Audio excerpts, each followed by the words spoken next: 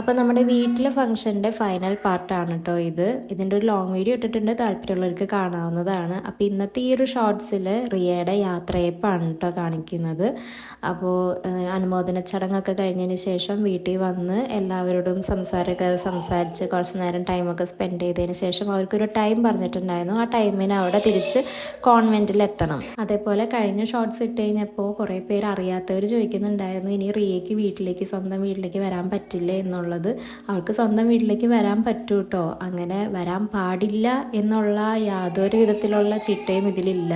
അപ്പോൾ അവൾ കുറച്ച് നേരം വീട്ടിൽ ടൈം സ്പെൻഡ് ചെയ്തതിന് ശേഷം നമ്മൾ ഒരു പ്രയറൊക്കെ എത്തിച്ചിട്ട് അവളെ യാത്രയാക്കിയാണ് കേട്ടോ. ശരിക്കും നമ്മൾ കല്യാണം കഴിഞ്ഞിട്ട് പെണ്ണിന് ചെക്കൻ്റെ വീട്ടിൽ കൈപിടിച്ചേൽപ്പിക്കുന്ന ആ ഒരു രംഗമുണ്ടല്ലോ, ഏതാണ്ട് അതേപോലൊക്കെ തന്നെയാണ് കേട്ടോ.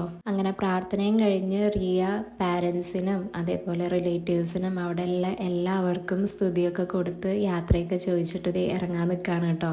ഈ ഒരു സമയത്ത് സങ്കടമൊക്കെ വന്നിട്ടുണ്ടായിരുന്നു, എന്നാലും കാണാൻ പറ്റുമല്ലോ, ഇനിയും വരാൻ പറ്റുമല്ലോ എന്നുള്ള ഒരു വിശ്വാസത്തിൻ്റെ പുറത്ത് യാത്ര അയക്കുകയാണ്. എല്ലാവരും പോകുന്നില്ല കേട്ടോ യാത്ര അയക്കാനായിട്ട്. ഞാനും പപ്പയും അമ്മയും പിന്നെ ബ്ലസ്സിയുടെ ഹസ്ബൻഡും ഷൈനി ആൻറ്റിയും ഷാജു അങ്കിൾ, റിയയുടെ പാരൻസ്, റിയയുടെ ബ്രദർ, ഇത്രയും പേരാണ് യാത്ര അയക്കാൻ പോകുന്നത്. പിന്നെ ഷിബോച്ചനുണ്ട് കേട്ടോ. പിന്നെ നമ്മുടെ 2 ഫംഗ്ഷൻസും, പള്ളിയിൽ ഇരിങ്ങാലക്കുട പള്ളിയിലെ ഫംഗ്ഷനും ഇവിടെ വീട്ടിലെ ഫംഗ്ഷനും ഒക്കെ അടിപൊളിയായിട്ട് കഴിഞ്ഞു.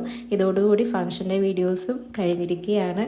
അപ്പോൾ നമുക്കിനി അടുത്ത വിശേഷം അടുത്ത വീഡിയോയിൽ കാണാം കേട്ടോ.